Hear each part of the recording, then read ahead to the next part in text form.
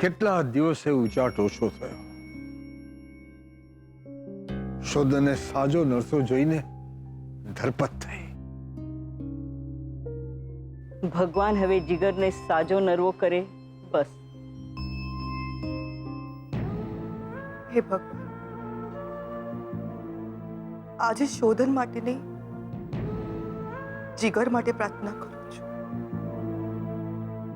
મારે મન હવે દીકરાથી અટકેરો. ખમ્મા કરજો.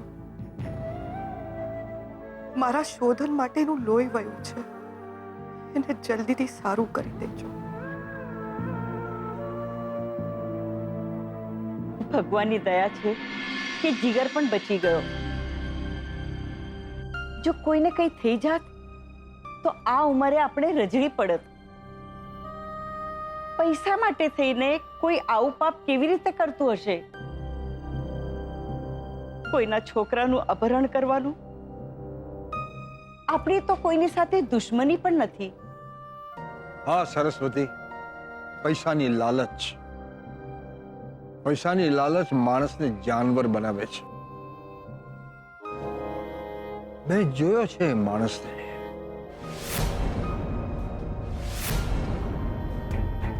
મારી સાથે દગો કહ્યું તું ને તમને કે આ વાતની જાણ થઈ તો શોધનને જીવતા નહીં મૂકું.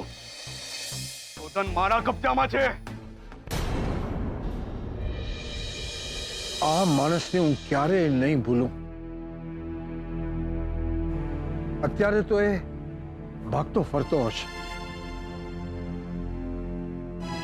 પણ મને એ વાતની ચિંતા છે કે ફરીથી તો એ શોધનને નુકસાન નહીં કરે ને.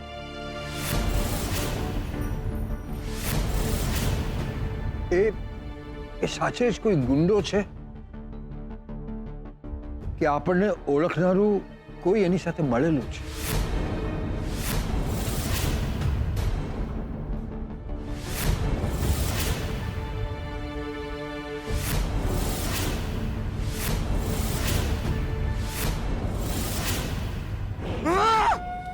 આખી બાજી બગાડી નાખી પેલી અક્કર્મી લક્ષ્મી અને પેલા જીગરે.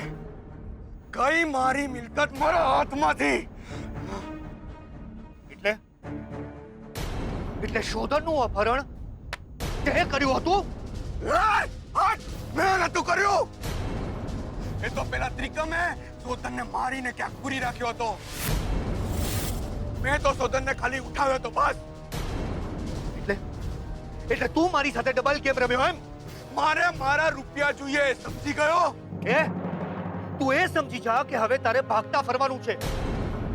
એ તો સારું થયું કે જીગરે પોલીસ સ્ટેટમેન્ટમાં તારું નામ નથી લખાવ્યું, બાકી તું અત્યારે જેલમાં હોત. શું?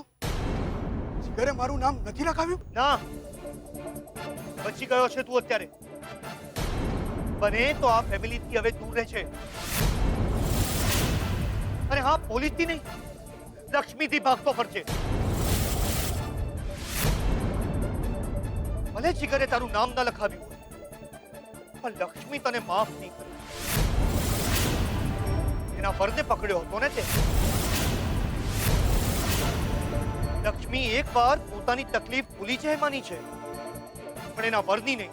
પણ એ બંને તો સાથે નથી રહેતા ને. આ નમૂનાને એ પણ ખબર નથી કે લક્ષ્મી અમારા ઘરે જ નોકરાણી છે. ચાલો સારું છે.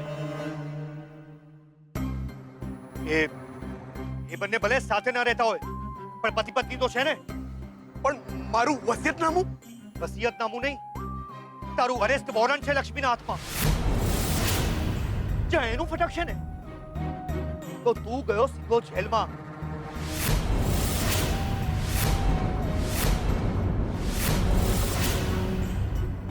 હવે હું શું કરું? ભાગી જા પાછો ગામડે. દેખાતો નહીં આ બચું, અને બને ને તો આ ફેમિલીથી દૂર રહે છે. ચાલ ભાગ.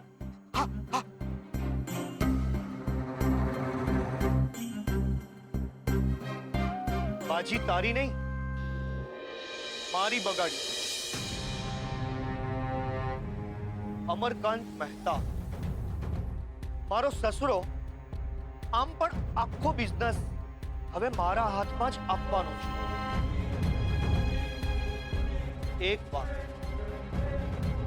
એકવાર આ આખો બિઝનેસ મારા હાથમાં આવી જાય પછી જુઓ કેવી રીતે હું એક વિકેટ પાડતો છું અને સૌથી પહેલી વિકેટ હું પાડીશ લક્ષ્મી.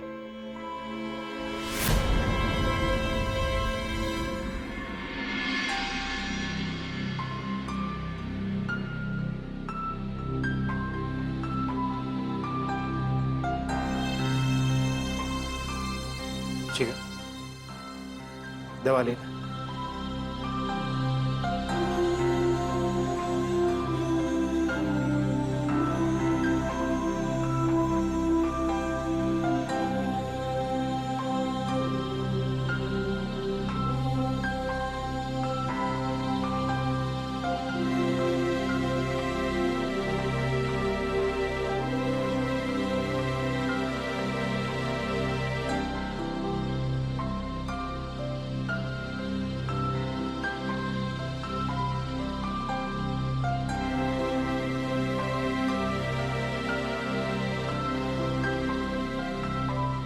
બકા હમ? Sorry dear. કેમ? અજાણતા જ સાવ, પણ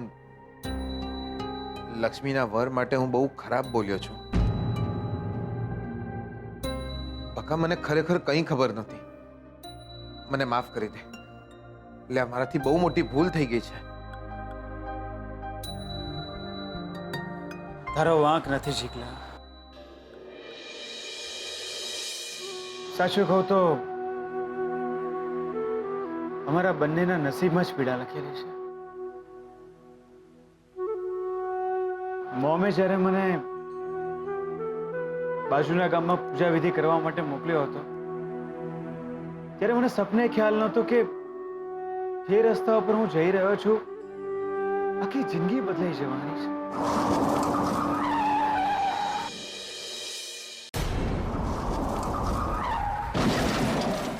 લક્ષ્મીએ મારો જીવ બચાવ્યો અને એમનો જીવતર બચાવવા માટે મારે એમની સાથે લગ્ન કરવા પડ્યા. લગ્ન કરીને મેં એમના નાની હીરાબાને કહ્યું પણ ખરું. લક્ષ્મીએ મારી મમ્મીનો જીવ બચાવ્યો, મારો જીવ બચાવ્યો. બહુ મદદ કરી છે એમણે અમારી. પોતાના ઘરેણા વેચીને મારી સારવાર કરાવી. એમના ઉપકાર નીચે મારું માથું ઝૂક્યું અને સંજોગોએ એ જ નમેલા માથામાં વરમાળા નાખી દીધી. લક્ષ્મીની જિંદગી બરબાદ થતા અટકાવવા માટે જ મેં એની સાથે લગ્ન કર્યા. એમણે પણ પરિસ્થિતિ સમજીને મને કહ્યું કે લક્ષ્મી તમારા માથે ભાર નહીં બને, બસ એને આ મામા મમ્મીના ત્રાસથી દૂર લઈ જાઓ. મારે લક્ષ્મીને અમદાવાદ મોકલવાના હતા. લક્ષ્મીને રસ્તામાં જાણ થઈ ગઈ કે હું શ્રુતિને પ્રેમ કરું છું. મેં કયા સંજોગોમાં એમની સાથે લગ્ન કર્યા છે. એમને પણ લાગ્યું કે એ મારા માથે જવાબદારી કે ભાર નહીં બને. હું મારી જિંદગી મારી રીતે જીવી શકું, શ્રુતિ સાથે લગ્ન કરી શકું. એ માટે એ ભાગી ગયા મારાથી દૂર.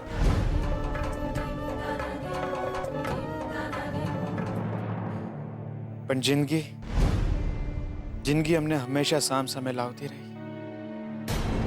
ના હું એમને ભૂલી શક્યો, ના એ મને મુક્ત કરી શક્યા.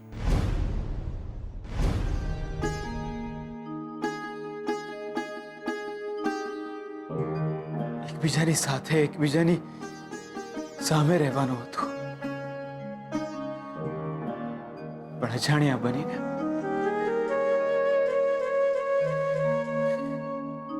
ચીકલા મને નથી ખબર હું એમની કેટલી ચિંતા કરી શકીશ, એમનો કેટલો સાથ આપી શકીશ. લાગણીની વાત અલગ છે, પણ લાઈફમાં એક મોમેન્ટ એવી આવશે જ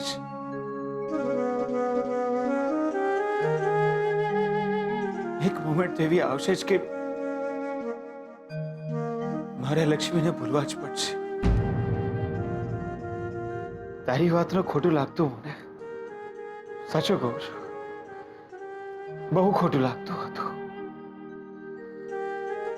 ગુસ્સો પણ આવતો હતો જ્યારે જ્યારે તું લક્ષ્મીના વર વિશે કંઈક ખરાબ બોલતો હતો, તો લક્ષ્મીની વાતો કર્યા કરતો, તે એવું પણ કહ્યું હતું કે તને લક્ષ્મી ગમે છે. અરે તું એની સાથે લગ્ન કરવાનું વિચારી રહ્યો છે. સાચું કહું છું, બહુ ખોટું લાગતું હતું મને. ગુસ્સો પણ એટલો જ આવતો હતો.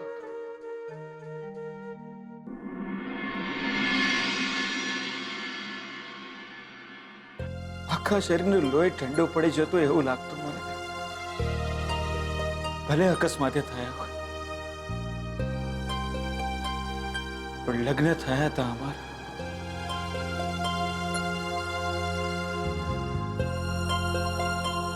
પતિ પત્ની કહેવાય, અને મારી જ પત્ની માટે તું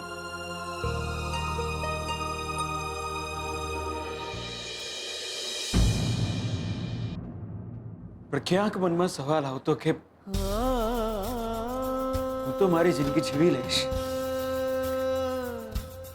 પૈસા કમાઉં છું, કાલે સુધી સાથે લગ્ન પણ કરી લઈશ,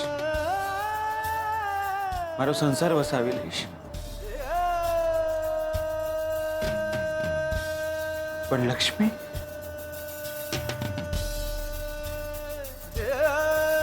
લક્ષ્મીનું શું? જો એ મારા સુખનો વિચાર કરતા હોય તો મારે એ ના વિચારવું જોઈએ કે એમની ખુશીનું શું?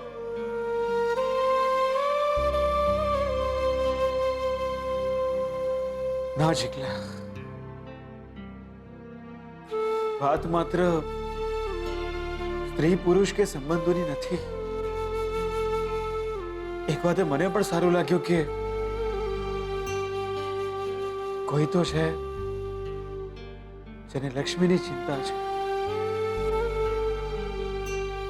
કોઈ છે જે લક્ષ્મીનું સારું ઈચ્છે છે.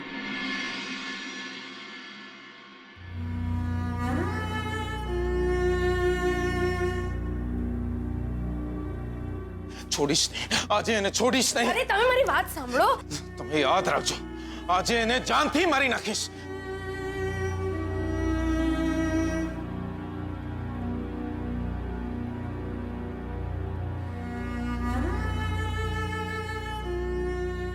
તે મારો ઘા છાતી ઉપર લઈ લીધો છે.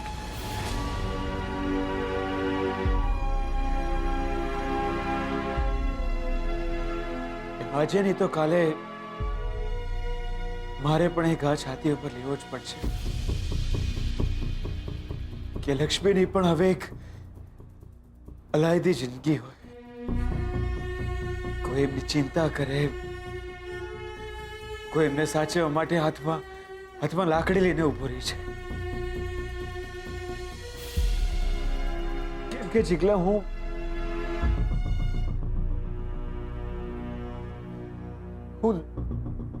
નહીં સાથ આપી શકું એમને જિંદગીભર માટે.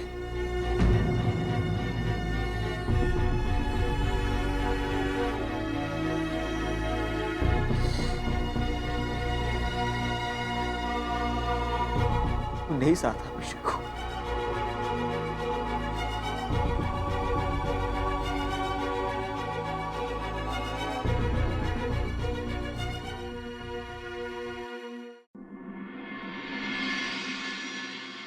ગજિયા, રસોઈ થઈ ગઈ? હા, રસોઈ તો મેં બનાવી દીધી છે બેન.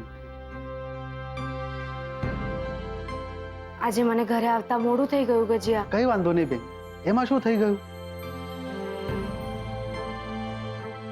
નાના શેઠને સારું તો છે ને હવે? હા. જીગરભાઈને બહુ વાગ્યું છે નહીં? એમને જોવા હું આવીશ હોસ્પિટલે. સારું. બેન, રસોઈ તૈયાર થઈ ગઈ છે તો તમે થોડું જમી લો ને. નાના ગજિયા, ઘરે બધા જમશે પછી જ હું જમીશ. બેન, બધાને જમતા તો બહુ મોડું થઈ જશે. તમે થોડું જમી લો ને. અને નાના શેઠ ગયા ત્યારથી તમે કઈ જમ્યા જ નથી બેન. તમે માનતા માની હતી બેન કે નાના શેઠ પાછા નહીં આવે ત્યાં સુધી તમે અન્ન જળનો ત્યાગ કર્યો છે. નાના શેઠ હવે તો આવી ગયા છે. ગજિયા, ઘરે પણ બધા જમ્યા નથી ને, ભૂખ્યા છે એટલે ઘરે બધા જમશે પછી જ હું જમીશ. હો?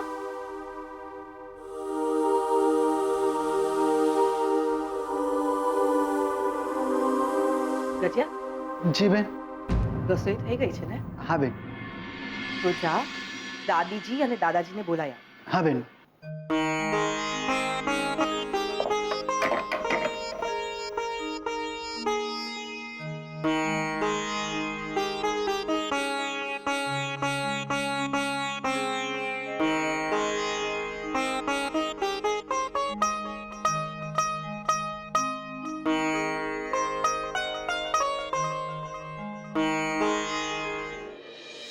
બેનબા, આજે છેલ્લી નહીં, પહેલી જ તું.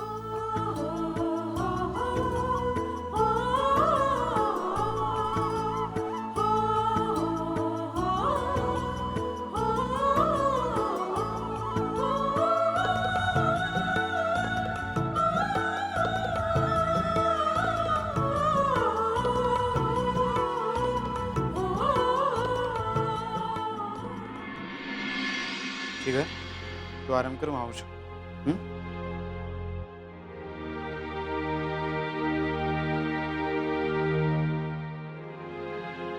એક્સક્યુઝ મી, જીગરનો રૂમ? હા, આજ. યા, થેન્ક યુ. જીગલા જીગલા જીગલા, અલે કાકા, કેમ છે લા તું? કાકા તમે? વાહ જીગલા વાહ, તે તો ભાઈબંધનો ઘા સામી છાતીએ લીધો.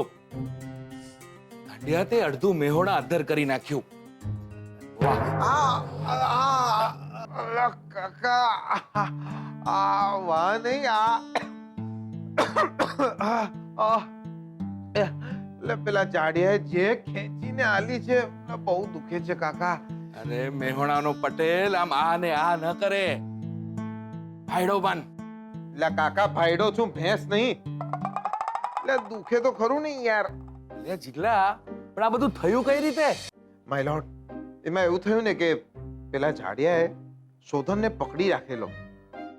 એના પછી શોધનને મારવા એને જોરથી તલવાર ઝીકી દીધી. એમ? ને મેં આવીને શોધનને ધક્કો માર્યો. તો શોધન તો દિયોર બચી ગયો, હું અડફેટમાં આવી ગયો. આઈ, આઈ, આઈ, આઈ, આઈ, આઈ. એટલે મને તો એ નથી સમજાતું, પેલા જાડિયાને તલવાર આલી કોણે? એટલે આવાને તલવાર હલતી હશે, ઘૂઘરો આલી દેવાનો, બેઠો બેઠો રમ્યા કરે જાડિયો. આ તો સારું થયું તલવાર હતી એટલે બચી ગયો. એ જાડિયા પાસે તોપ હોત તો મારું શું થાત? લા પેલો જાડિયો તોપ ફોડે એમાંનો છે. કાકા, કાકા તમે જોયું ને, આપણે આપણા ભાઈબંધને કઈ થવા ન દીધું હો. વાહ જીગલા વાહ, યોર ત્રિકમ નસીબદાર કહેવાય નહીં? લા કાકા, ત્રિકમ નહીં, શોધન. શોધન છે મારો ભાઈબંધ. શોધન શોધન શોધન તો શોધન, નસીબદાર તો ખરો જ ને. અરે ભાઈબંધીમાં જીવ આપી દે એવો મિત્ર મળે ક્યાં?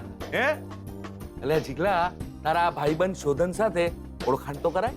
લે કાકા, શું બોલો છો તમે યાર? એટલે તમે હમણાં જ્યારે અંદર આયા ને ત્યારે તો અહીંથી બહાર ગયો. તમે જેને પૂછ્યું કે જીગરનો રૂમ ક્યાં છે, એ જ તો શોધન છે. એમ છે? એક મિનિટ કાકા, તમે શોધનને મળ્યા નહીં? એને ઓળખતા નહીં? અરે હું કેવી રીતે ઓળખું ભાઈ? એટલે પણ કાકા, આ લક્ષ્મી અને શોધનના છૂટાછેડા થવાના હતા, તો છૂટાછેડાના કાગળિયા ઉપર સહી કરીને શોધન તમને આલવાનો હતો ને? વાત થઈ હતી મારી. મેં લક્ષ્મીને કહ્યું હતું કે તમારા પતિને કહેજો કે આ છૂટાછેડાના પેપર ઉપર સહી કરી મારી ઓફિસે આપી જાય, પછી જ પ્રોસિજર ચાલુ થશે. પણ શોધન આવ્યો જ નહીં મારી ઓફિસે. શું?